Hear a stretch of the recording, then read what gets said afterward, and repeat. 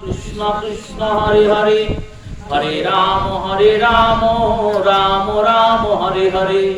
শ্রী গুরু প্রেমানন্দ সুতনাথ নিতাই গৌর হরি বল। শ্রী গুরু প্রেমানন্দ সুতনাথ নিতাই গৌর হরি বল। শ্রী গুরু প্রেমানন্দ সুতনাথ নিতাই গৌর হরি বল।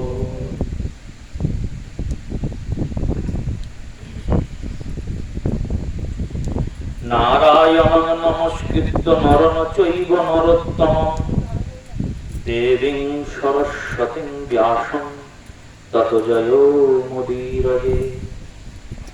ভক্ত গোষ্ঠী সঙ্গে চৈতন্য জয় জয়, শুনিলে চৈতন্য কথা ভক্তি লভ্য হয়।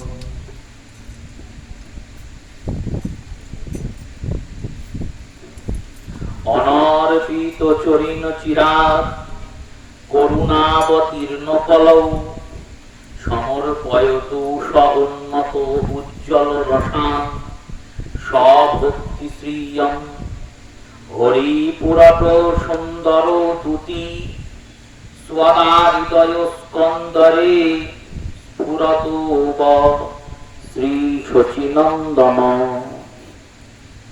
কলিপাবন অবতার রাধা কৃষ্ণ মিলিত তনু শ্রী শ্রী শ্রীমন মহাপ্রভুর কৃপাধন্য গণ্য দার্শনিক শ্রেষ্ঠ শ্রীল কৃষ্ণদাস কবিরাজ গোস্বামী পাদ বিরচিত অখিল শাস্ত্র সার নিখিল শাস্ত্র নির্যাস চৈতন্য চরিতামৃতের গৌরবন্দনায় কবিরাজ গোস্বামী পাদ বললেন, অনর্পিত চরিণ চিরাত, এর পূর্বে যা অর্পিত হয়নি, এর আগে যা কখনো হয়নি। বলল কি হয়নি গো? অবতার হয়নি? বললেন না, অবতার হয়েছে, কিন্তু এই রকম গৌর অবতার হয়নি। ন ভূতম ন ভবিষ্যতি। এতটা জোর দিলেন কি করে? স্কন্দ পুরাণে পাতাল খণ্ডে স্বয়ং ভগবান বিষ্ণু দেবর্ষিপাদ নারদকে কৃষ্ণ অবতারের রহস্য বর্ণনা করেছেন। গোপাল তাপনী নামক উপনিষদে ব্রহ্মা তার পুত্রদেরকে ভগবত তত্ত্বের রহস্যের বর্ণনা করেছেন। সামবেদের অন্তর্গত গোপাল তাপনী উপনিষদ, যে উপনিষদটি গৌড়ীয় বৈষ্ণব ভজনধারার মূল আদর্শ, যে উপনিষদের উপর ভিত্তি করেই বিশ্বনাথ চক্রবর্তী পাদ প্রেরিত বলদেব বিদ্যাভূষণ গোবিন্দ ভাষ্য রচনা করেছিলেন। সেই গোপাল তাপনী উপনিষদে স্বয়ং স্রষ্টা ব্রহ্মার কাছে চতুর পরমহংস সৎ সনক সনাতন সনত কুমার তাঁর 4 পুত্র এবং চতুর সম্প্রদায়ের এক সম্প্রদায়ের আচার্য, 4টে সম্প্রদায় তো, ব্রহ্মরুদ্র শ্রীশ্চ ব্রহ্মরুদ্র সনক, শ্রী সম্প্রদায় ব্রহ্ম সম্প্রদায়, রুদ্র সম্প্রদায় আর সনক সম্প্রদায়। এই 4 জন উপস্থিত হয়ে ব্রহ্মাকে জিজ্ঞেস করলেন প্রজাপতিকে, কশ্চিন পরম দেবতা, পরম দেবতাকে? পরম শব্দের অর্থ যার উপর আর কেউ নেই। আমাদের দেহের ভিতরে যে সূক্ষ্মাতি সূক্ষ্ম ভগবত অংশটি বিদ্যমান, সেই ভগবত অংশের নাম আত্মা। আত্মা চেতন শরীরে বিদ্যমান হয়েছে, তাই এই আত্মার দ্বিতীয় নাম হলো জীবাত্মা। জীবের মধ্যে আছে বলে জীবাত্মা। আর এই জীবাত্মার মধ্যে সর্বশ্রেষ্ঠ শরীর হলো মনুষ্য শরীর। 84 লক্ষ জনের মধ্যে সব থেকে শ্রেষ্ঠ শরীর। কেন? অন্যান্য শরীর আহার বিহার ভয় মৈথুন এই 4টি প্রকার কর্ম করতে সক্ষম, কিন্তু এমন কোন কর্ম অন্যান্য শরীর দ্বারা হয় না যে কর্মের দ্বারা জীবাত্মা পরমাত্মার প্রাপ্তি করে শরীরের এই বারবার জন্ম মৃত্যুর চক্র থেকে উদ্ধৃত হয়ে ভগবত প্রাপ্তি করতে পারে। একমাত্র এই মনুষ্য শরীরেই কৃষ্ণ ভজন হবে। তাই 84 লক্ষ জনির মধ্যে মনুষ্য শরীর হচ্ছে সব থেকে শ্রেষ্ঠ। এই মনুষ্য শরীরে বসবাসকারী আত্মা জীবাত্মা, আর এই জীবাত্মাদের মধ্যে যারা ভজন করছেন তারা সাধক। সাধনা করতে করতে যখন তিনি সিদ্ধ হয়ে যাচ্ছেন, সিদ্ধ মানে ভগবানের সঙ্গে তিনি যুক্ত হয়ে গেছেন, ভগবত সাক্ষাৎকার তার নিত্য প্রতিদিন হচ্ছে, এই রকম চিন্ময় সিদ্ধ মহাজনকে মহাত্মা বলা হয়। তখন তাকে মহাত্মা শব্দ দিয়ে ভূষিত করা হয়, সিদ্ধ মহাত্মা।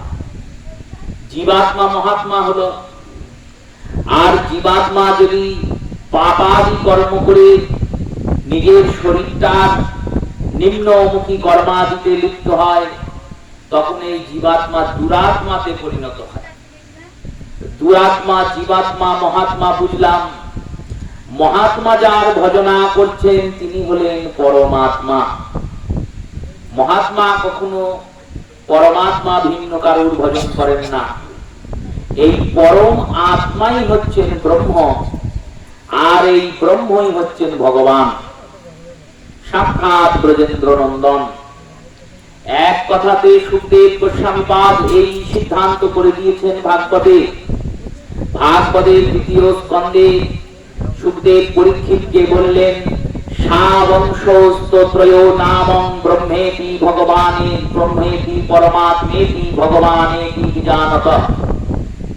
এক কৃষ্ণ ধরে 3 নাম, ব্রহ্ম, পরমাত্মা, স্বয়ং ভগবান। এই ভগবানের মধ্যে তত্ত্বের বিশ্লেষণ করার জন্য সনকাদিক ঋষিগণ ব্রহ্মার কাছে উপস্থিত হয়েছেন। প্রজাপতি ব্রহ্মা হচ্ছেন সব থেকে বড় জ্ঞানী, ওনার থেকে বড় জ্ঞানী জগতে নেই। এই বেদ গর্ভ ব্রহ্মার কাছে গিয়ে জিজ্ঞাসা করলেন, কশ্চিন পরম দেবতা, কে পরম দেবতা বলুন। ব্রহ্মা বললেন, কৃষ্ণেতি পরম দেবতা, কৃষ্ণই পরম দেবতা। এবার যেই কৃষ্ণের কথা বলেছেন, সনকাদিক ঋষি বলছেন, কোন কৃষ্ণের কথা বলছেন আপনি? যে কৃষ্ণ নন্দগোপের পুত্র তার কথা? যে কৃষ্ণ রাখালের মতো গরু চড়িয়ে বেড়ায় মাঠে তার কথা?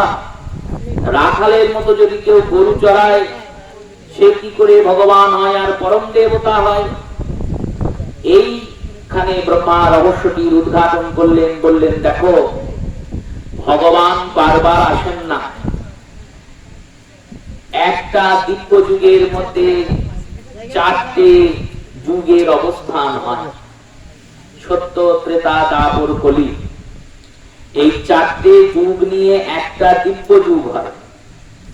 আর এই একটা দিব্য যুগ মানে 4টে সত্য, ত্রেতা, দ্বাপর, কলির এই চতুর্যুগী, এই চতুর্যুগী যদি 71 বার আসা যাওয়া করে, মানে 71টা সত্য যুগ, 71টা ত্রেতা যুগ, 71টা দ্বাপর যুগ আর 71টা কলি যুগ, এই এত বড় সময়কালকে বলা হয় এক মন্বন্তর।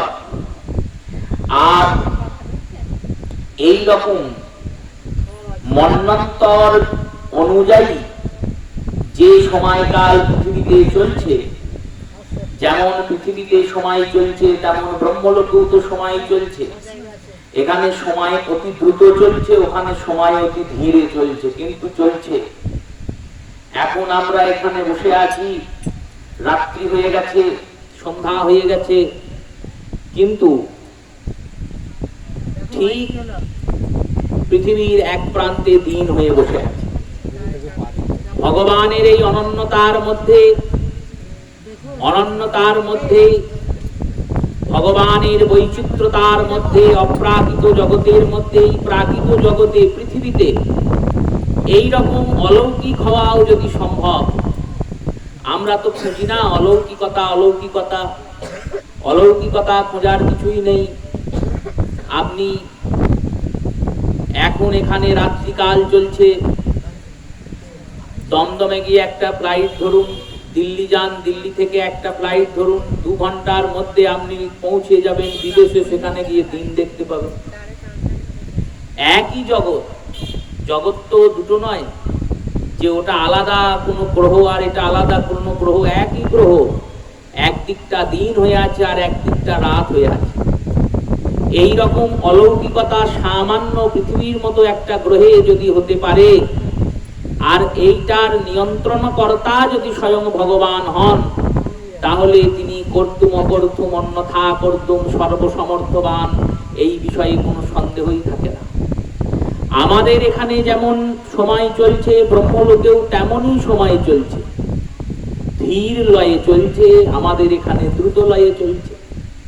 এখানে মন্বন্তর কাল অনুযায়ী যখন অষ্টবিংশতি দাপর যুগ এসে উপস্থিত হয়, মানে 28 নম্বর দাপর যুগ, আর ব্রহ্মলোকে যখন সন্ধ্যাকাল এসে উপস্থিত হয়, ব্রহ্মলোকের সূর্য যখন অস্তাচলে যায়, সন্ধ্যার সময় হয়, সেই সন্ধ্যার সময়ে প্রজাপতি ব্রহ্মা তিনি প্রত্যেক দিন ত্রিসন্ধ্যা করেন, তাই সন্ধ্যার সময় জপ করতে বসেন, আহ্নিক করতে বসেন।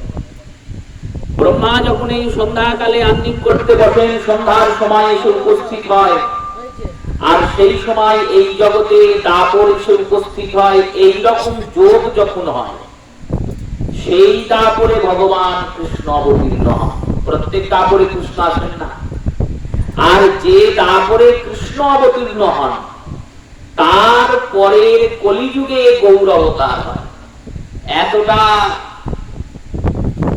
দুর্লভ এই অবতার তত্ত্ব।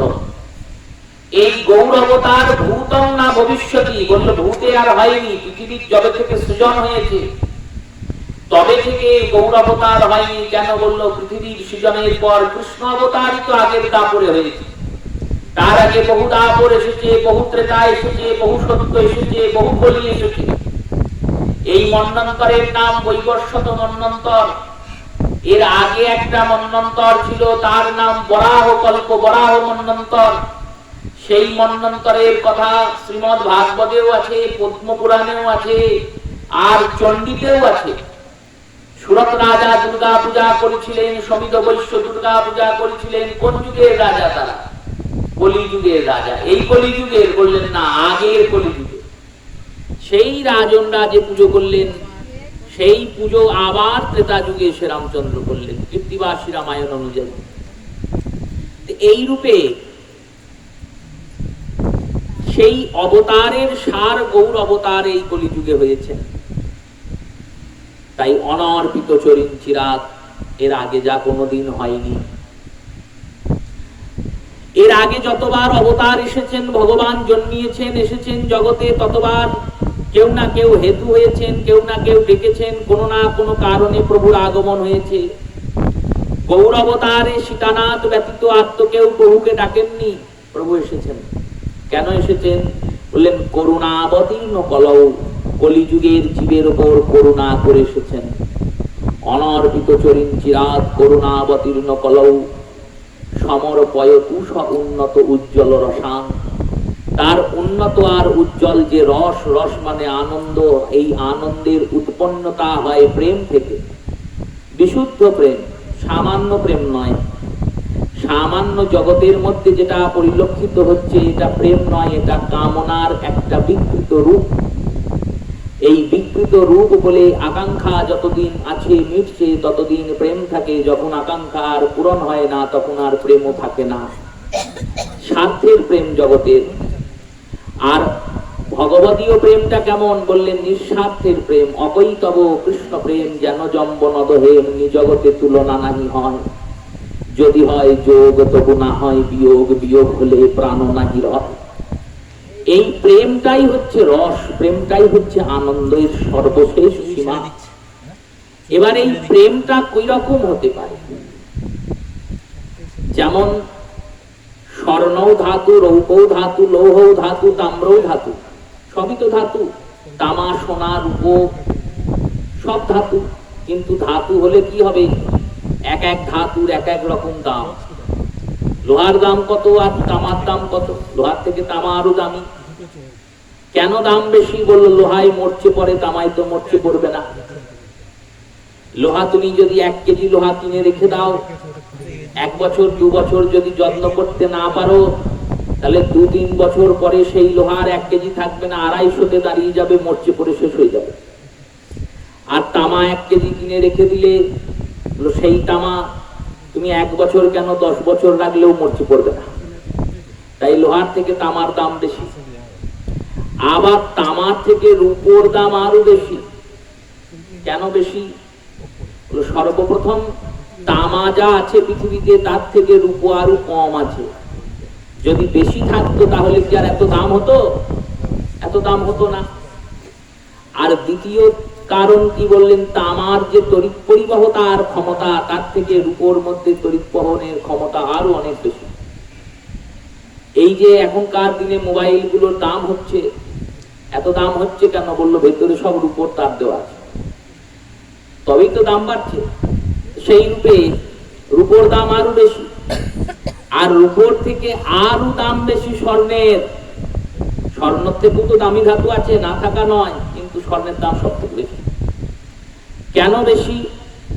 বলেন অনেকগুলো কারণ আছে। সর্বপ্রথম কারণ, রূপো যা আছে জগতে তার থেকে সোনা অনেক কম আছে। দ্বিতীয় কারণ কি বললেন? দ্বিতীয় কারণ হচ্ছে এর স্বপ্রকাশ উজ্জ্বলতা আছে। স্বর্ণের মধ্যে একটা নিজস্ব উজ্জ্বলতা আছে, প্রকাশ আছে। তৃতীয় কারণ কি বললেন? তৃতীয় কারণ, এই স্বর্ণ যত পূর্বে তামাকে পোড়াবেন, তামা কালো হয়ে যাবে। স্বর্ণকে পোড়াবেন, কালো হবে, কিন্তু তারপরে যেই না ধোয়াধুয়ি করা হবে, অমনি কি হবে? বললো সোনা উজ্জ্বল হয়ে যাবে। স্বর্ণের মধ্যে এই গুণটা আছে। এই ধাতুগুলোর মধ্যে যেমন এক একটা গুণ ধর্ম অনুযায়ী আর এক একটার সুলভতা আর দুর্লভতা অনুযায়ী ধাতু হওয়া সত্ত্বেও, তারা এক জাতের বস্তু হওয়া সত্ত্বেও এত পার্থক্য দামের, তেমনি প্রেমেরও পার্থক্য আছে। এই উজ্জ্বল যে রসটা, এই রসটার পার্থক্য কেমন?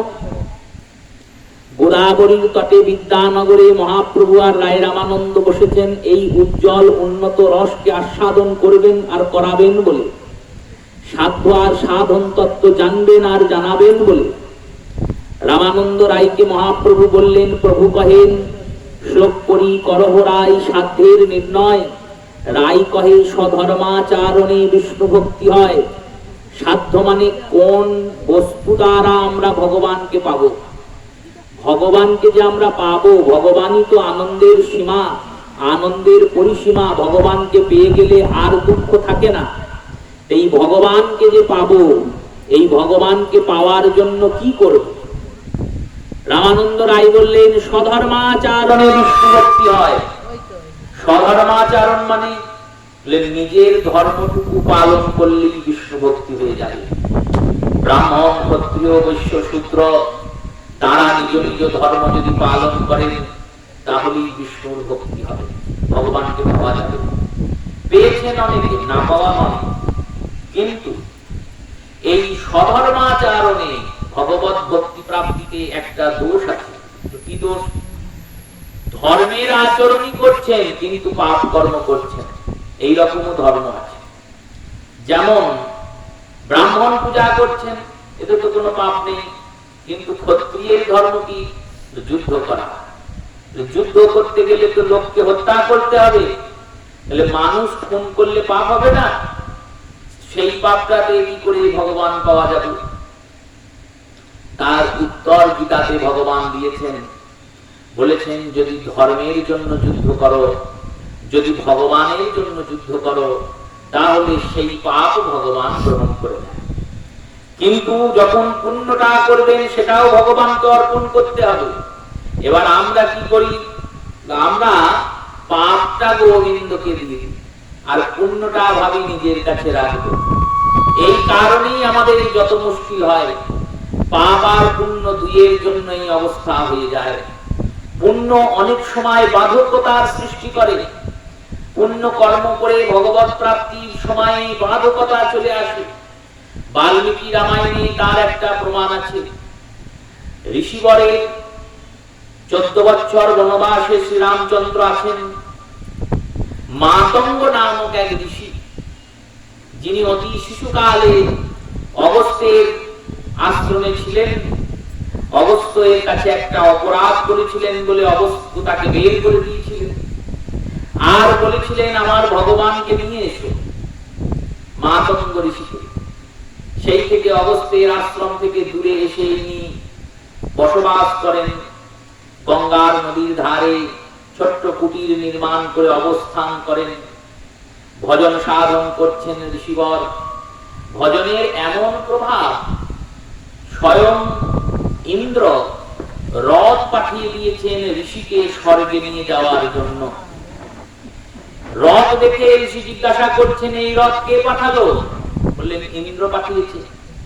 মিতালি নামক সারথি বসে আছেন রথে, ইন্দ্রের সারথি।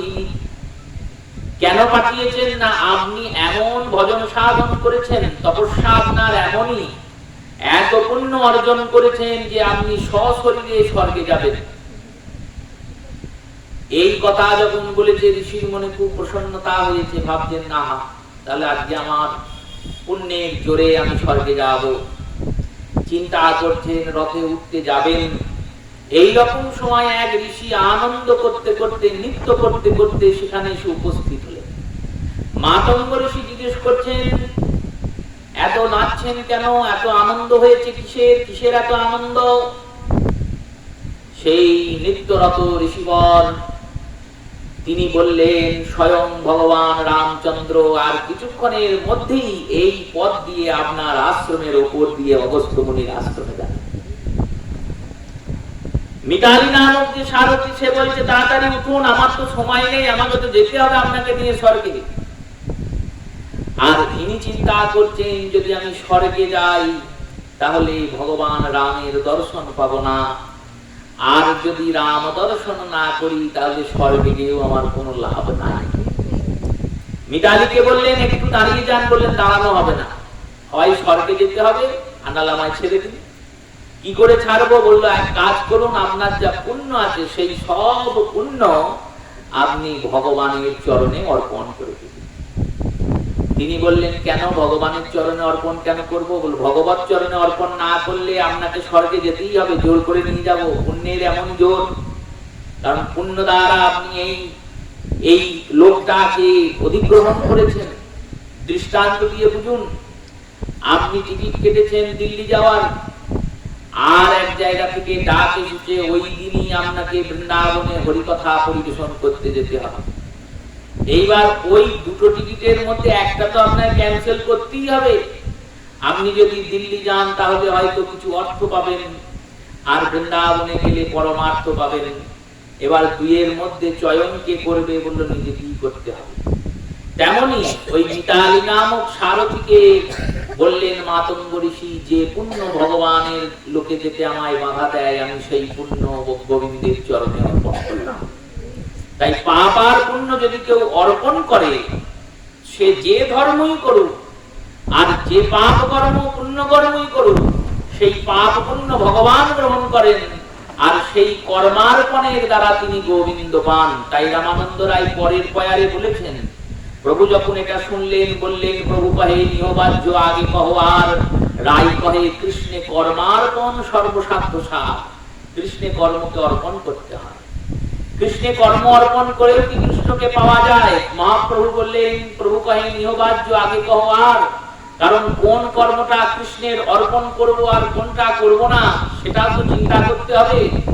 এক ব্যক্তি খই কিনে নিয়ে বাড়ি আসছিল, আর এইরকম বৈশাখ মাস সন্ধ্যাবেলায় কাল বৈশাখী ঝড় উঠেছে, আর কাল বৈশাখী ঝড় যেই উঠেছে খইয়ের ঠোঙাটা খুলে গেছে আর খইগুলো সব উড়ে গেছে। সে চিন্তা করছে এই খইগুলো তো আর পাবো না, পেলেও আমার কাজ দেবে না, কারণ ধুলোবালিতে খইগুলো নষ্ট হয়ে যাবে। তখন সে মনে মনে গোবিন্দকে ডাকছে আর বলছে উড়ো খই গোবিন্দায় নমঃ, যে খই উড়ে গেল সে যেন গোবিন্দের কাছে যায়। এইরকম কর্ম অর্পণ করলে তো হবে না। কর্মের অর্পণ মানে আমি যা করছি সব গোবিন্দের কর্ম করছি, ভালোটাও গোবিন্দের, খারাপটাও গোবিন্দের। নিঃশ্বাস নিচ্ছি, প্রত্যেকটা নিঃশ্বাস ভগবানকে দান করতে হবে, তবে কর্মার্পণ হবে। সেই রকম কর্মটা কোনটা অর্পণ করব কোনটা করব না সেটা জানার জন্য জ্ঞান দরকার। তাই মহাপ্রভু বলছেন, প্রভু কহে নিহবাজ্য আগে কহ আর রাই কহে জ্ঞান মিশ্রা ভক্তি সর্বসাধ্য সার। জ্ঞান থাকতে হবে ভক্তিতে, কোনটা করব আর কোনটা করব না জেনে তারপরে অর্পণ করতে হবে। মহাপ্রভু বললেন বেশ জ্ঞান না হয় এলো, কিন্তু জ্ঞান এমনই একটা বন্ধু যে বন্ধুকে বেশি সঙ্গ করলে বিপদ হয়ে যাবে। জ্ঞান যদি কেউ বেশি আহরণ করতে যায় আর ভক্তি না থাকে, ভজন না থাকে, কৃষ্ণের প্রতি শরণাগতি না থাকে, তাহলে সে জ্ঞানের শিরাতে শিখরে তো উঠে পড়বে কিন্তু কৃষ্ণকে চিনতে পারবে না। দৃষ্টান্ত হচ্ছেন দেবানন্দ পণ্ডিত। তিনি ভাগবত শিক্ষা করাচ্ছেন, অধ্যয়ন করাচ্ছেন। ভাগবত ভাস্কর বলে তাকে উপাধি দিয়েছেন কৃষ্ণনগরের রাজা। এই রকম পণ্ডিত মানুষ ভাগবত সন্ধ্যাবেলায় প্রত্যেক দিন ভাগবতের ব্যাখ্যা করেন। শ্রীবাস পণ্ডিত মনে মনে চিন্তা করছেন, ভাগবতের ব্যাখ্যা যখন করেন তখন সেখানে শুনতে যাওয়া দরকার, কারণ ভাগবত শ্রবণ করা তো অনেক দূরের কথা। ভাগবত মাহাত্ম্যটা আছে, শ্রবণং পঠেনং যত্র দর্শনাৎ মহাপাততো নাশৎ। শ্রবণ করা, পাঠ করা অনেক দূরের কথা। কেউ যদি ভাগবত পরিবেশন করছেন, ভাগবতের পুঁথি আছে সামনে, সেই পুঁথিটাকে দর্শন করলেও পাপ নাশ হয়ে যায়। এমনই ভাগবতের মাহাত্ম্য, কারণ সাক্ষাৎ ভগবান, সেই সাক্ষাৎ ভগবান রূপী ভাগবতের কথা বলছেন। শ্রীবাস পণ্ডিত গিয়ে বসেছেন। এবার ইনি যখন কথা বলছেন, শ্রীবাস পণ্ডিত তখন নয়নে অশ্রুপাত হচ্ছে, কাঁদছেন।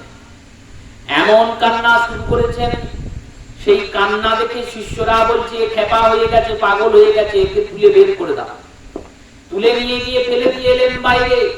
তিনি বাইরে বসে বসে কান পেতে শুনতে লাগলেন হরিকথা, যদি একটু পাই, যদি একটু পাই, এই আশা নিয়ে। এই অপরাধে মহাপ্রভু দেবানন্দ পণ্ডিতকে প্রেম দিলেন না। এই লীলা হয়েছে প্রভুর অবতারের অনেক আগে। প্রভু সন্ধ্যাবেলায় কীর্তন করছেন, সংকীর্তন করে বেড়াচ্ছেন, প্রত্যেকের ঘরে ঘরে যাচ্ছেন। এই যে হরিনাম বৈশাখ মাসে বেরোয়, এ তো মহাপ্রভুর সৃষ্টি করা। এর আগে তো বাঙালিরা এই জিনিস জানতো না।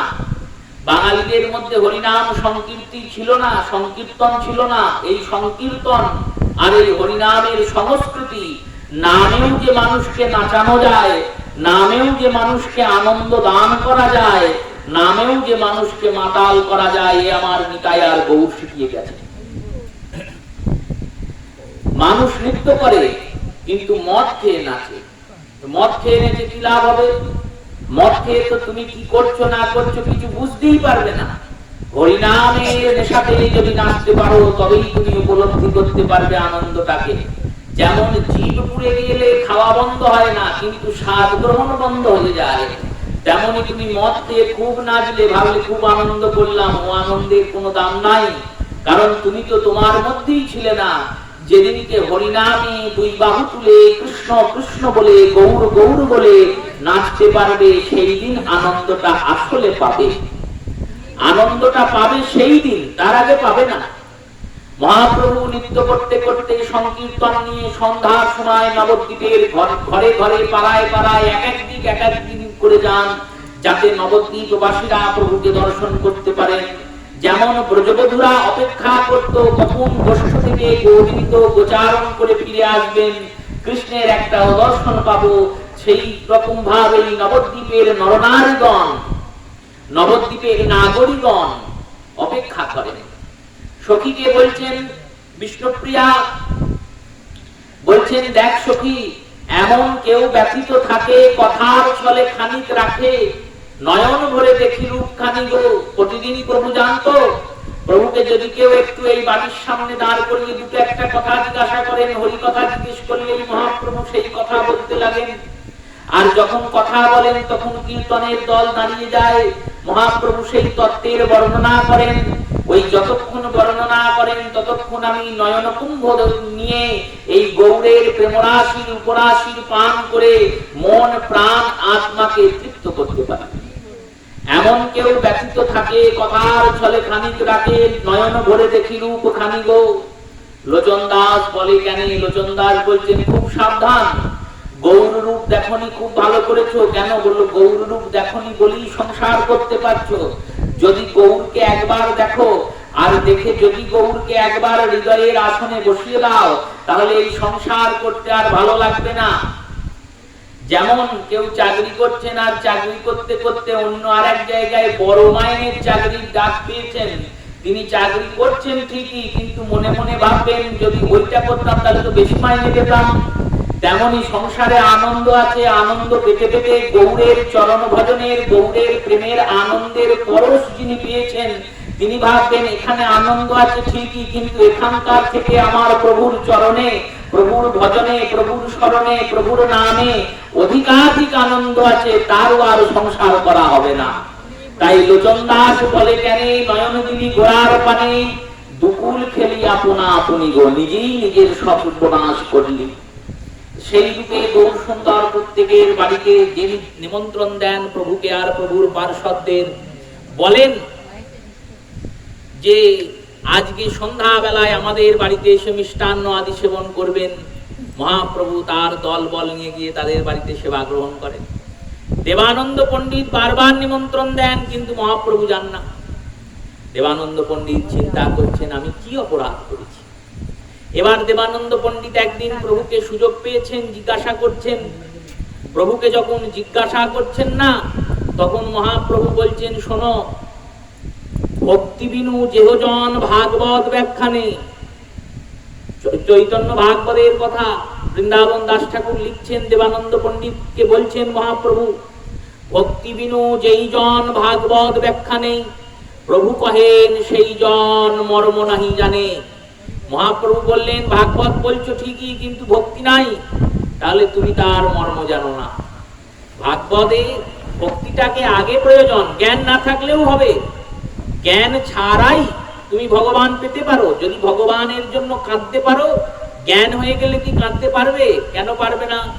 দেখো, যখন অবোধ শিশু থাকে না, শিশুর তো জ্ঞান নাই, অজ্ঞান শিশু, যেখানে সেখানে কেঁদে দেয়। খিদে পেয়েছে, কেঁদে দিল। খিদে পেয়েছে, মায়ের কাছে গিয়ে ছুটে গিয়ে মায়ের কোলে বসে পড়ল। ওই সবার সামনেই মায়ের স্তনে হাত দিয়ে মায়ের কাছে দুগ্ধ চাইছে। কেন? বললো তার জ্ঞান নাই বলে। যখন জ্ঞান আসবে তখন লজ্জা আসবে। যখন জ্ঞান আসবে তখন ওই লজ্জা নামক পাশটা আমাদের পায়ের বেরি হয়ে দাঁড়াবে। যখন জ্ঞান আসবে তখন কুল নামক পাশটা আমার পায়ের বেরি হয়ে দাঁড়াবে। যখন জ্ঞান আসবে তখন মান নামক পাশটা আমার পায়ের বেরি হয়ে দাঁড়াবে। জ্ঞানী কখনো কাঁদতে পারবেন? তিনি চিন্তা করেন যে আমি যে কাঁদবো, সবাই যদি দেখে বলবে এই মা দেখো লোকটা কেমন পাগলের মতো কাঁদছে। জ্ঞানী কি কখনো গিয়ে ওই ব্রজের ধুলাতে লুটাতে পারবে? ওই ধুলাতে লুটিয়ে লুটিয়ে হা কৃষ্ণ প্রাণ কৃষ্ণ, হা গোবিন্দ প্রাণ গোবিন্দ, হা গৌর প্রাণ গৌর, হা রাধে প্রাণ রাধে বলে কাঁদতে পারবে? পারবে না। তাই জ্ঞান এলে বিপত্তি আছে, জ্ঞানের প্রয়োজন আছে, কিন্তু প্রয়োজনটা কতক্ষণ? বললো প্রয়োজনটা ওই তরকারিতে তেজপাতার মতো।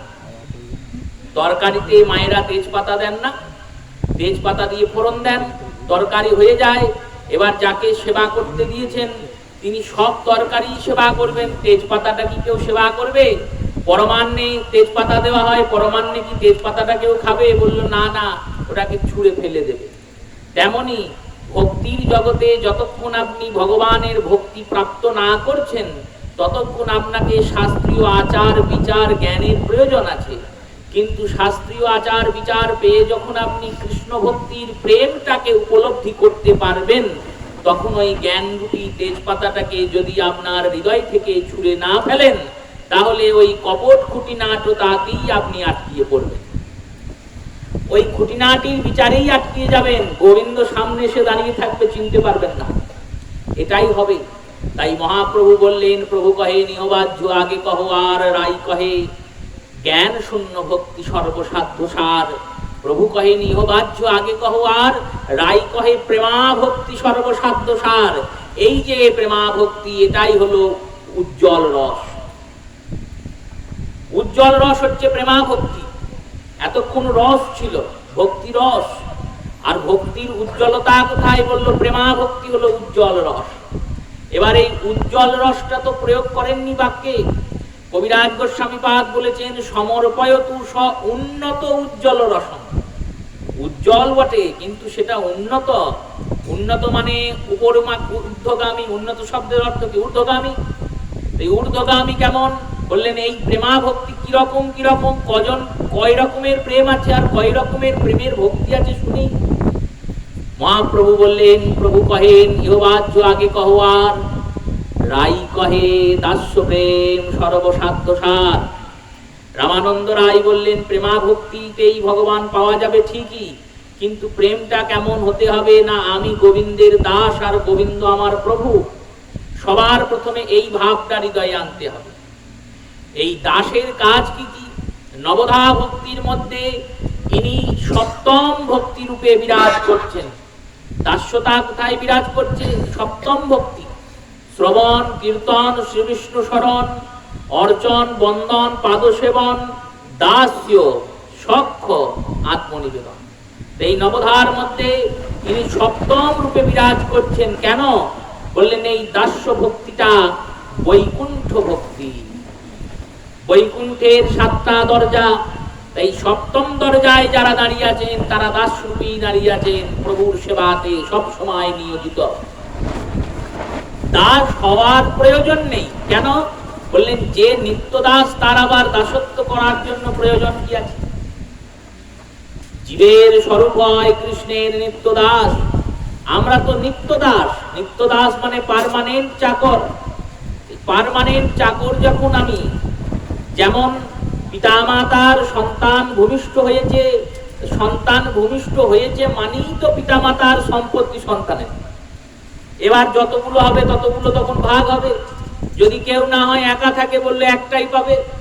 সন্তান ভূমিষ্ঠ হয়েছে মানেই যেমন পিতামাতার সম্পত্তি সব সন্তানের আর পিতামাতার দায়িত্ব সব সন্তানের, তেমনি জীবের স্বরূপ হয় কৃষ্ণের নিত্য দাস। আমরা এই দেহে থাকি, অন্য দেহে থাকি, যেখানেই থাকি, যেভাবেই থাকি, আমাদের সর্বপ্রথম পরিচয় আমরা জীবাত্মা, আর জীবাত্মার পরিচয় হচ্ছে সে কৃষ্ণের দাস।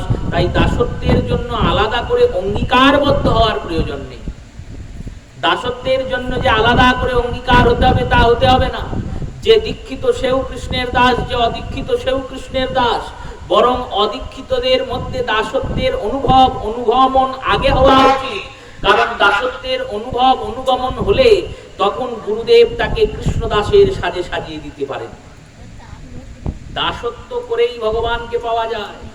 ভগবান কিন্তু উচ্চ সেবাতে প্রসন্ন হন না, তিনি দীনের উপর কৃপা অধিক করেন।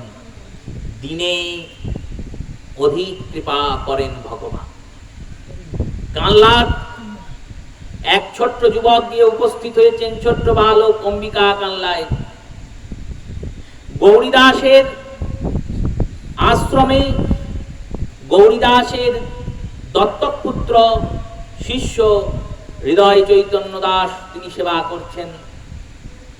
উপস্থিত হয়েছেন ছোট্ট এক শিশু, তার নাম দুঃখী।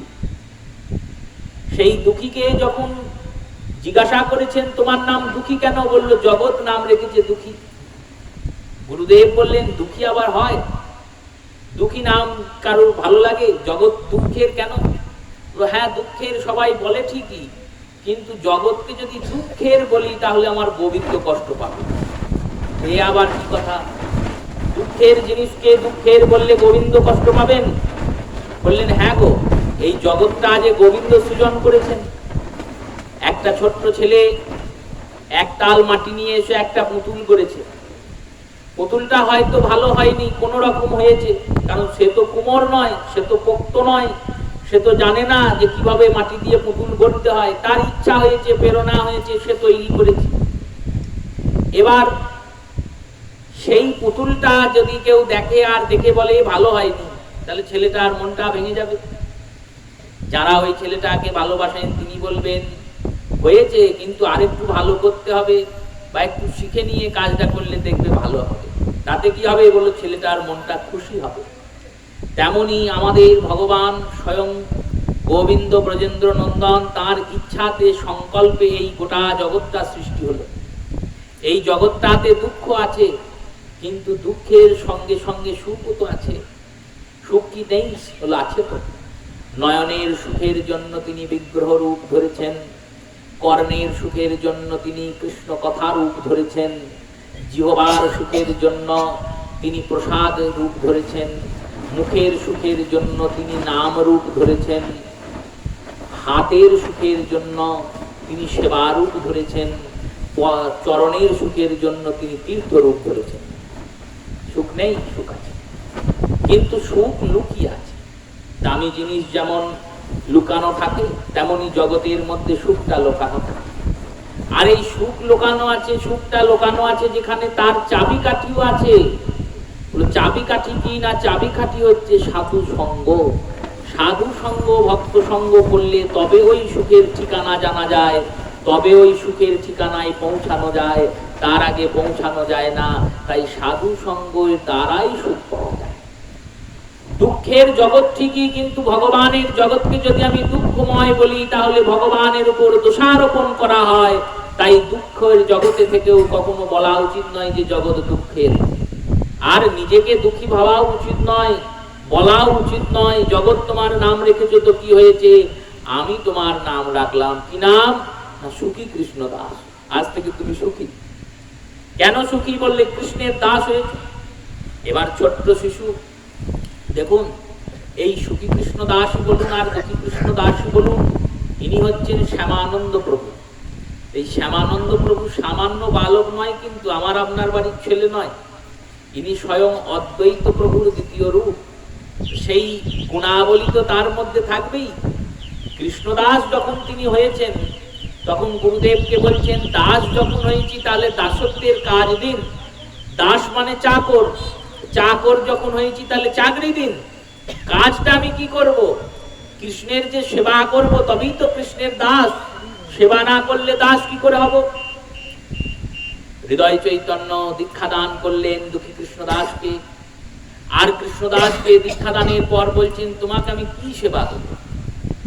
সেবা যদি দিই, কি সেবা করতে পারবে? বললেন, দেখুন প্রভু, আমি ভালো সেবা পারবো না। কেন না? আপনি যদি বলেন শাস্ত্রের অধ্যয়ন করতে আমার জ্ঞান নাই, আমি কি করে অধ্যয়ন করব? আপনি যদি বলেন নাম কীর্তন করতে সুর রাগ রাগিনী কিছুই জানি না, আর অনভিজ্ঞ হয়ে যদি শোনাই তাহলে গোবিন্দের শুনতে ভালো লাগবে না। সবার গান কি শুনতে ভালো লাগে? লাগে না। এবার সংকীর্তন হচ্ছে, সেখানে প্রভু নয় শুনলেন, কিন্তু প্রভুকে যদি কেউ এমনি শোনায় দিন রাত, ভগবানের কি ভালো লাগবে? লাগবে না।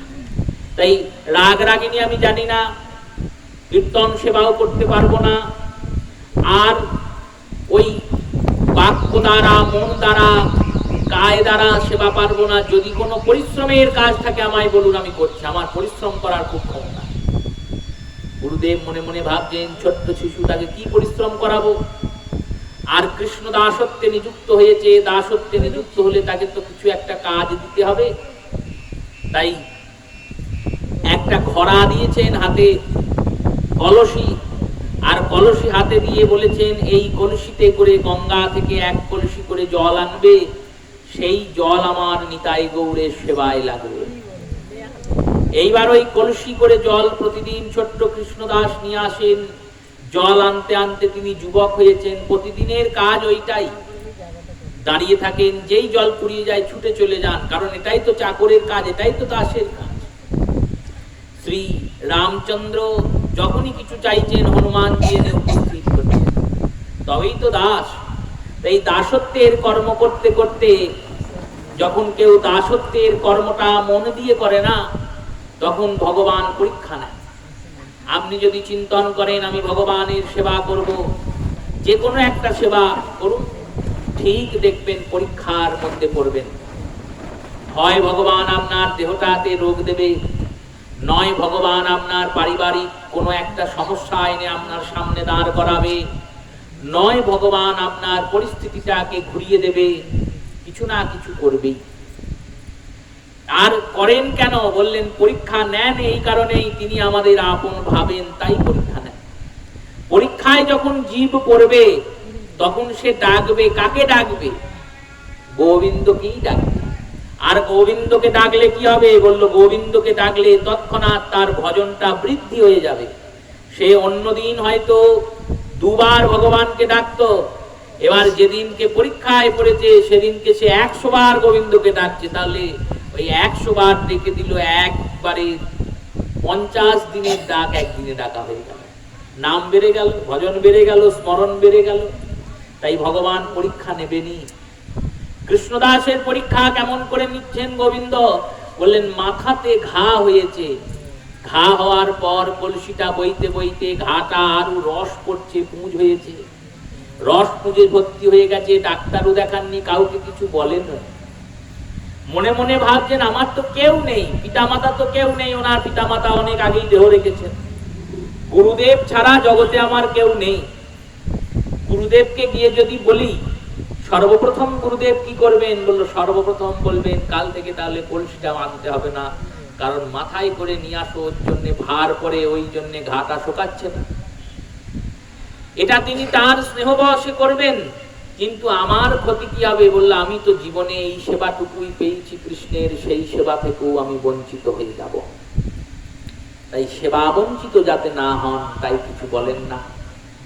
আবার ডাক্তার দেখাতে যদি যায়, সে তো গুরুদেবের কাছেই যেতে হবে। ডাক্তার গিয়ে গুরুদেবের কাছেই পয়সা চাইবে, বা গুরুদেবকে গিয়েই বলবে যে তোমার শিষ্য কৃষ্ণদাস এসেছিল, এরকম মাথায় ঘা হয়েছে, তখনও গুরুদেব আমাকে সেবা থেকে বঞ্চিত করবে।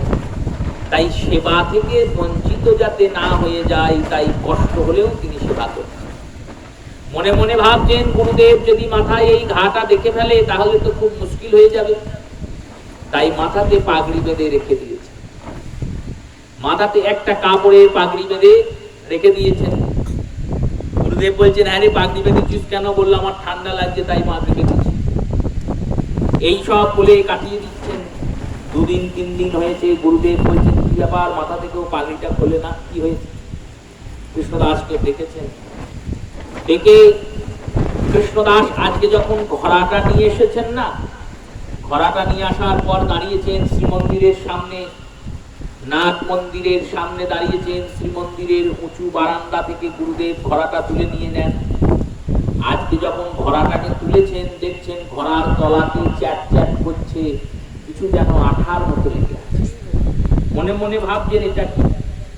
ঘোড়াটা রাখছেন, দেখে বললেন হ্যাঁ রে, ঘোড়াটা কোথাও নামিয়েছি? না বাবা, আমি প্রতিদিন যেমন গঙ্গায় জল নিয়ে মাথায় তুলি, আর এখানে এসে আপনি তুলে নেন, এত দূরত্বে আমি কোথাও নামাই। তাহলে ঘোড়ার তলায় কি লেগেছে চ্যাট চ্যাট করছে? তিনি তো আর বলতে পারছেন না যে ওটা আমার মাথার ঘায়ের রস।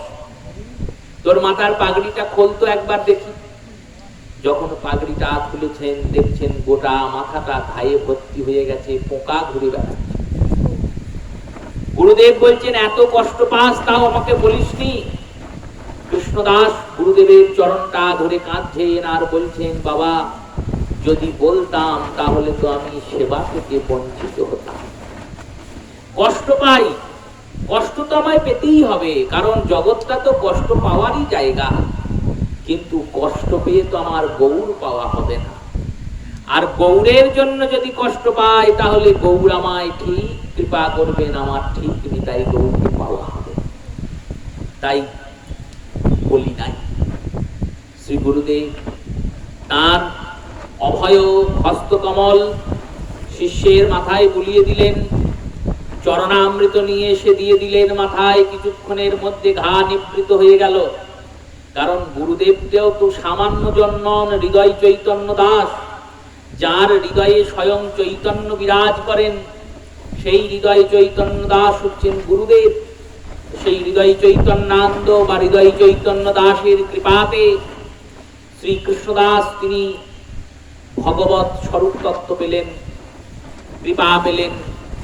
চিন্তন করছেন গুরুদেব, মনে মনে ভাবছেন এত অনুরাগ সেবার প্রতি, এত অনুরাগ এত প্রেম যখন এর হয়েছে, এর এখানে থাকা উচিত হবে না, একে বৃন্দাবন পাঠান।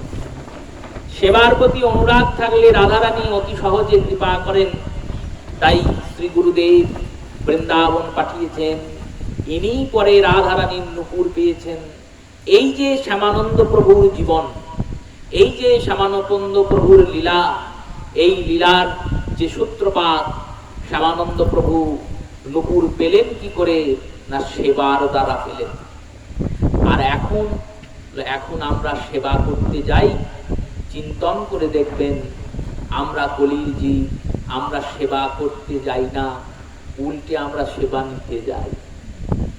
গুরুদেবের সেবাতে নিজেদেরকে নিয়োজিত করতে পারি, গৌর গোবিন্দের সেবাতে নিজেদের নিয়োজিত করতে পারি। যদি করতে পারেন, বিশ্বাস করুন ওই সেবার দ্বারা আপনি গোবিন্দ পাবেন। সবার আগে বাড়ি থেকে সেবা শুরু হয়। লোক দেখানো জিনিসটা কোনো সময় ভালো নয়। যেটা লোক দেখানো হয় সেটা একদিন থাকবে, দুদিন থাকবে, 10 দিন থাকবে, প্রতিদিন থাকবে না। এই লোক দেখানো জিনিসটা হয় না। ভগবান কিন্তু অন্তর্যামী, তিনি অন্তরে বসে আছেন, তিনি দেখেন, বোঝেন, চিন্তন করেন। আপনি জগৎকে ফাঁকি দিতে পারবেন, লোককে ফাঁকি দিতে পারবেন, পরলোককেও ফাঁকি দিতে পারবেন, কিন্তু গোবিন্দকে ফাঁকি দিতে পারবেন না। মা যশোদা পর্যন্ত পুতনার রূপে ভুলে গিয়েছিল, ব্রজবাসীরাও পুতনার রূপে ভুলে গিয়েছিল, মোহিত হয়ে গিয়েছিল, কিন্তু কৃষ্ণচন্দ্র পুতনার দিকে ফিরেও তাকাননি, কারণ পুরোটাই লোক দেখানো সাজ, পুরোটাই কৃত্রিম। তিনি তো রাক্ষসী, রাক্ষসী হয়ে সুন্দর সেজে এসেছেন। সবাই ভাবছে আহা কত সুন্দর। ভাগবতে বর্ণনা করছেন সুখদেব, কেউ ভাবছেন উনি বিরাট ধনী ঘরের ব্যক্তি, তাই রাস্তা ছেড়ে দিয়েছেন। কেউ ভাবছেন উনি কোন উচ্চ বংশজাতা কন্যা, তাই রাস্তা ছেড়ে দিয়েছেন। সুখদেব এরকমও বলছেন যে কেউ কেউ চিন্তন করছেন স্বয়ং লক্ষ্মী দেবী বৈকুণ্ঠ ছেড়ে তার স্বামী গোবিন্দ দর্শন করতে এসেছেন। সাজটা কিরকম সেজেছেন, মা লক্ষ্মীর সঙ্গে তুলনা হচ্ছে, মানে লক্ষ্মীর মতোই তো সেজে এসেছেন, কিন্তু এত সাজ সেজে এসেও গোবিন্দ চোখ বন্ধ করে নিলেন, তাকালেন না পুতনার দিকে। পুতনার দিকে তাকালেন না কেন না, ভগবান বললেন আমাকে মোহিত করতে পারবে না, তাই সেবাটা আন্তরিক হয়ে হতে। সিদ্ধ জগন্নাথ দাস বাবার লীলাতে প্রাপ্তি হয়। জগন্নাথ বাবা শুয়ে আছেন, বিশ্রাম করছেন, তার কাছে একজন সেবক থাকেন সব সময়, তার নাম বিহারী। এই বিহারী নামক যে সেবক, এই সেবকের সেবা চিন্তন করলে আপনাদের চৈতন্যের উদয় হবে, সেবা থাকে। গুরুদেব বৃন্দাবনে আছেন, বৃন্দাবনে থাকতে থাকতে গুরুদেবের হঠাৎ ইচ্ছা হলো আমি নবদ্বীপ যাব। নবদ্বীপ যাবেন, ভালো কথা। তখনকার দিনে তো আর ট্রেন নেই, বাস নেই, গাড়ি নেই, কিছু নেই, গরুর গাড়ি করে আসতে হবে। বিহারীর কাছে তো করি নেই, পয়সা নেই। গুরুদেব 1 পয়সা জমান না, যা পান সেদিনই সেবা করে দেন, যদি কিছু বেঁচে যায় আবার ব্রজবাসীদের ডেকে খাইয়ে দেন। আর কোন রকম ভাবে মুদ্রা ভিক্ষা গ্রহণ করেন না। ভিক্ষার অনেক নিয়ম তো। মুদ্রা ভিক্ষা মানে টাকা দিলে দেন না, ওই টাকা নিয়ে গিয়ে মুদির দোকানে দিয়ে দেন, বলেন তোমার যেটা লাগবে নিয়ে নাও, আমার আর ওই বিহারীর খাদ্যের মতো, ভোজনের মতো অন্ন ব্যঞ্জনাদি আমাদের দিয়ে দাও। এই রকম ব্যক্তি, তার কাছে না আছে অর্থ, না আছে করি, তাহলে সে বৃন্দাবন থেকে নবদ্বীপ আসবে কি করে? শ্রী গুরুদেবকে বলছেন বাবা তাহলে কিছু শিষ্যকে খবর দিই, তারা অর্থ সাহায্য করুক, একটা গাড়ি অন্তত ব্যবস্থা করি, গরুর গাড়ি। তখনকার দিনে গরুর গাড়ি আসা যাওয়া করত, ঘোড়ার গাড়ি আসা যাওয়া করত, পালকি আসা যাওয়া করত। তা ব্যবস্থা তো এমনি হবে না, অর্থের প্রয়োজন। জগন্নাথ বাবা বললেন আমি ওসব জানি না, আমার কালকেই আমি বৃন্দাবন ছেড়ে নবদ্বীপের দিকে যাব, আর কোন শিষ্যকে খবর দেওয়ার দরকার নেই। তুই যদি নিয়ে যেতে পারিস তো যাব, নাহলে যাব না। বিহারী চিন্তা করছেন কি করে নিয়ে যাব গুরুদেবকে। একটা ঝুড়ি জোগাড় করেছেন বড় পাড়া। 115 বছর বয়স গুরুদেবের। চিত্রপটটা দেখবেন একবারে কুঁজো হয়ে গেছে জগন্নাথ বাবা। সেই জগন্নাথ বাবাকে ঝুড়ির মধ্যে বসিয়ে মাথায় করে হাঁটতে হাঁটতে বিহারী বৃন্দাবন থেকে নবদ্বীপ এসেছেন। আর নবদ্বীপে এসে যেখানে জগন্নাথ দাস বাবার আশ্রম, সেখানে ভজন কুটিরে এসে বাস করতে শুরু করেছেন। বন্যার এলাকা, আদি গঙ্গার পাশেই জগন্নাথ বাবার আশ্রম। বন্যা হয়েছে, বন্যা যখন হয়েছে তখন জগন্নাথ বাবাকে বলছেন বাবা এবার নবদ্বীপ ছেড়ে চলে যাই, দূরে গিয়ে একটু থাকি, বন্যার জল নেমে গেলে আসবো। বললো নবদ্বীপ এসেছি আমি, এখান থেকে কোথাও যাবো না। গলা অব্দি জলে দাঁড়িয়ে আছেন, মাথার উপর গুরুদেব ঝুড়ির উপর বসে আছেন। 3 দিন 3 রাত এইভাবে দাঁড়িয়েছিলেন। সেবা একে বলে। সেই বিহারী জগন্নাথ বাবার সেবাতে নিয়োজিত। আর একজন ভক্ত এসেছেন, তিনি বৃন্দাবন থেকে এসেছেন, ব্রজবাসী ভক্ত। সকালবেলায় বিহারী যাচ্ছেন, কাঠ জোগাড় করতে, রান্না করতে হবে। ভক্তকে বললেন তুমিও চলো, আমি একা আনবো। ভক্ত বললেন আমি তো চলেই যেতাম, কিন্তু আমি তো এখন নাম করছি, মালা ধরে বসে। বিহারী দেখলেন ভজনে বাধা দেওয়া যাবে না, ভজনে বাধা দেওয়া যাবে না, চলে গেলেন কাঠকুট আনতে।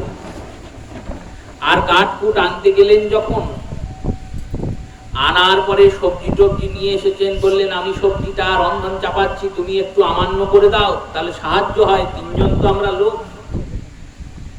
তিনি বললেন আমি তো করে দিতাম, কিন্তু আমি তো এখন মালা করছি, নাম করছি, এখন তো করা যাবে না।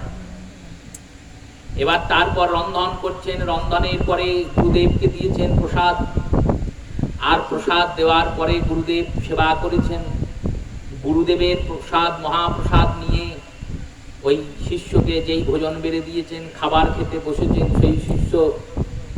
আর অমনি জগন্নাথ বাবা তিনি ছিলেন শয়ন করে, তিনি উঠেছেন, আর উঠে উনুন থেকে একটা গরম কাঠের ডান্ডা বের করে তাকে মারতে মারতে নবদ্বীপ থেকে বের করে দিলেন। তোর দ্বারা ভজনে জন্ম হবে না, কারণ ভজন মানে ফাঁকি দেওয়া নয়। তুমি সেবা করবে না, সেবার ফাঁকি দেওয়ার জন্য তুমি ভজনকে আশ্রয় করছেন, নাম ভজন নয়। নাম করব কখন করব, বলল কৃষ্ণ সেবা যখন থাকবে না তখন নাম করব। কৃষ্ণের সেবা, গুরু সেবা, সাধু সেবা করার পর যখন সময় পাবে তখন নাম করবে। সংসারের সেবা, সবার সেবা করতে হবে, পিতৃসেবা, মাতৃসেবা, সন্তানের সেবা, গোবিন্দের সেবা সব করে নেওয়ার পর তো ভজন। আমি এমন ভজন শুরু করলাম, সব তালগোল পাকিয়ে এক হয়ে গেল ভজন। আমরা এখন সেবা করতে যাই না, সেবা নিতে যাই। ভালো করে চিন্তা করে দেখবেন। শ্রী গুরুদেবকে ফোন করছে, বৃন্দাবনে গুরুদেব থাকে, বলছে বাবা আমরা 60 জন লোক চললাম, গিয়ে প্রসাদ পাবো। শিষ্য চললো 60 জন লোক। এবার গুরুদেব দেখছে 60 জন লোক এলে প্রণামীও পাওয়া যাবে, রান্না বান্না কর। গুরুদেবেরও ভজন শেষ, শিষ্যেরও ভজন শেষ। তাই এখন ভজনটা হয়ে গেছে এরকম, দাস্যতা মানে দাস হয়ে থাকা, সেবা হয়ে সেবা করে যাওয়া। এই দাস্য প্রেম হচ্ছেন উজ্জ্বল রসের মধ্যে সর্বোত্তম প্রথম সিঁড়ি। মহাপ্রভু এতক্ষণ বলে যাচ্ছিলেন ইহবাহ্য ইহবাহ্য ইহবাহ্য, এই দাস্যতা থেকে বললেন ইহ হয়। এটা হয় মানে এইটা বাহ্য নয়, এটা বাইরের কথা নয়, এটা সত্যিই প্রেম। দাস্যতার দ্বারা পবন নন্দন আমায় পেয়েছে, বুক ছিঁড়ে দেখিয়েছে রাম সীতাকে সবার সামনে। প্রত্যেক রোমকূপ রোমকূপ থেকে রাম নাম উচ্চারণ হয় হনুমানজির। এমনই দাস তিনি, রামচন্দ্রের সর্বশ্রেষ্ঠ। সত্য ত্রেতা দাপর কলি, স্বর্গ মর্ত পাতাল 14 ভুবন, যতদিন জগৎ থাকবে ততদিন সর্বশ্রেষ্ঠ দাস রূপে ওই রাম দাস পবননন্দন হনুমানজি থাকবে। তাই দাস্য প্রেম ইহ হয় আগে কহ আর, রাই কহে সখ্য প্রেম সর্বসাধ্য সার। এই রূপে একটা একটা করে প্রেমের উন্নত স্তরে পৌঁছিয়েছেন। শেষ স্তর মাধুর্য, সেই মাধুর্য স্তরই হচ্ছেন সর্বোন্নত স্তর। এই সর্বোন্নত স্তর হচ্ছে মাধুর্যের সর্বশ্রেষ্ঠ স্তর। এই উন্নত রস বিগ্রহ হচ্ছেন গৌরঙ্গ স্তর। কেন মাধুর্য উন্নত? কেন? অনেক কারণে উন্নত। তার মধ্যে একটি কারণ কি জানেন? বললেন কি না, মাধুর্য রস কিন্তু কৃষ্ণের কাছে নাই। অন্যান্য রসগুলি কৃষ্ণের কাছে আছে, অন্যান্য রসগুলির দ্বারা আপনি কৃষ্ণকে পেতে পারবেন, দাস্যতার দ্বারা, সখ্যতার দ্বারা, বাৎসল্যতার দ্বারা। কিন্তু মাধুর্য, বললেন মাধুর্য যে পাবেন, মাধুর্যের দ্বারা যে কৃষ্ণকে পাবেন, সেই মাধুর্য রসটা গোবিন্দের কাছে নাই, ওই প্রেমটা ভগবানের কাছে নাই। ভগবান ওইখানে গিয়ে অক্ষম। অন্যান্য যে রস আছে সেই রসে ভক্ত যেমন চেয়েছেন ভগবান তেমন দিয়েছেন, কিন্তু মাধুর্যে গোপীরা যেমন করে গোবিন্দকে চেয়েছেন গোবিন্দ দিতে পারেন নাই, অক্ষম হয়ে গেছেন, ঋণী হয়ে গেছেন। গোবিন্দ বলছেন শোনো, দেহ ধর্ম, লোক ধর্ম, বেদ ধর্ম মর্ম ছাড়িয়া গোপীগণ ভজেন কৃষ্ণচন্দ্র চরণ। কৃষ্ণের চরণ তোমরা ভজেছ, সমাজ কি বলবে, লোকে কি বলবে, পাড়া প্রতিবেশী কি বলবে, কারুর চিন্তা করনি, সব ছেড়ে দিয়ে কৃষ্ণকে সার করে কৃষ্ণের বাঁশি শুনে তোমরা এই একাকী রজনীতে আমার কাছে এসেছ। আমি কিন্তু তোমাদের মতো পারবো না, তাই আমি তোমাদের এই রসে, এই প্রেমে ঋণী হয়ে গেলাম। ভগবান ঋণী হয়ে গেলেন।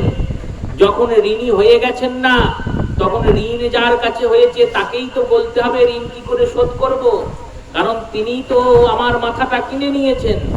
যখন গোবিন্দ এর মাথাটা কিনে নিয়েছেন, গোবিন্দ মাথাটা নামিয়ে দিয়েছেন, যার মাথাটা উঁচু সেই মাথাটা নেমে গেছে। জগতের যিনি নাথ জগন্নাথ, তিনি মাথা নামিয়ে ফেলেছেন।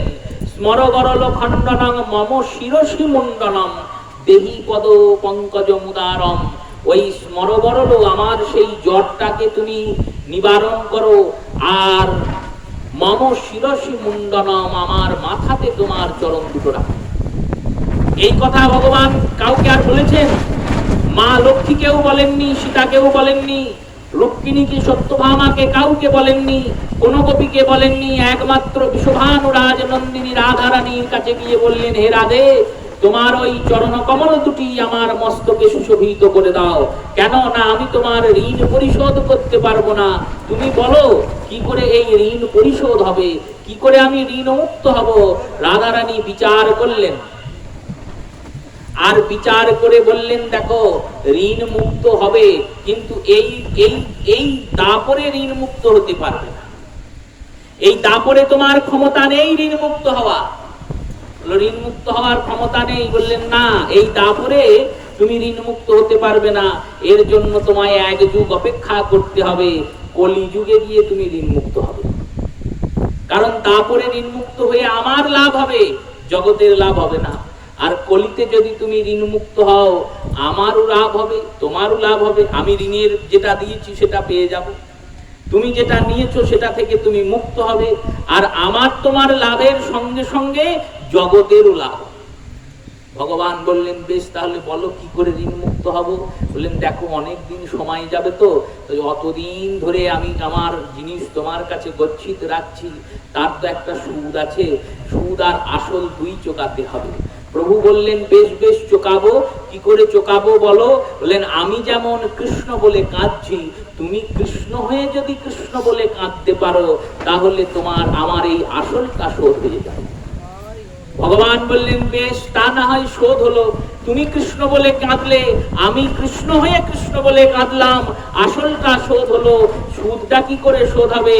বললো, তুমি কাঁদলে হবে না, জগৎকে যদি কৃষ্ণ বলে কাঁদাতে পারো, যে প্রেম আমাকে দিলে সেই প্রেম যদি জগতের সর্বত্র দিতে পারো, তাহলে তুমি সুদ আসলে ঋণমুকুব হয়ে যাবে। তাই কবিরাজ গোস্বামী বললেন, সেই প্রেম প্রভু দিলেন যথাতথা। যথাতথা যেখানে তেখানে দিলেন। এই প্রেম কি সামান্য বস্তু? যে প্রেম পাওয়ার জন্য ব্রহ্মা বলেছেন, আমি পাথর হতে রাজি আছি। যে প্রেম পাওয়ার জন্য উদ্ধব বলেছেন, আমি লতাগুল্ম হয়ে পড়ে থাকবো। যে প্রেম পাওয়ার জন্য বৃহস্পতি, যে প্রেম পাওয়ার জন্য ইন্দ্র, দেবতাগণ, মুনিগণ, যোগীগণ বলেন, আমাদের কিছু চাই না রাধে, ওই বৃন্দাবনের একটা কাঁকর করে জন্ম দিও, সেই জন্মেই আমি প্রেম পাবো। সেই প্রেম মহাপ্রভু যথাতথা দিলেন। সেই প্রেম প্রভু দিলেন যথাতথা। স্থাবর জঙ্গম পায় মনুষ্যের কা কথা। স্থাবর জঙ্গম পেয়ে গেল, গাছপালাই প্রেম পেল, মানুষ কি আর পাবে না? তাই মানুষ পাবে। কিসের দ্বারা পাবে? বলল প্রভু যে নাম দিয়ে গেলেন, সেই নামের দ্বারা পাবে। তাই নামে যাতে রতি হয়, নামে যাতে মতি হয়, নাম যাতে গৌর চরণে গতি করেন, এই অভিলাষ গৌর চরণে জানিয়ে প্রত্যেক শ্রোতা মাতা ভক্ত বৈষ্ণব চরণে প্রণাম পূর্বক অদ্যকাল হরিকথা অবসর দিলাম। শ্রী গুরু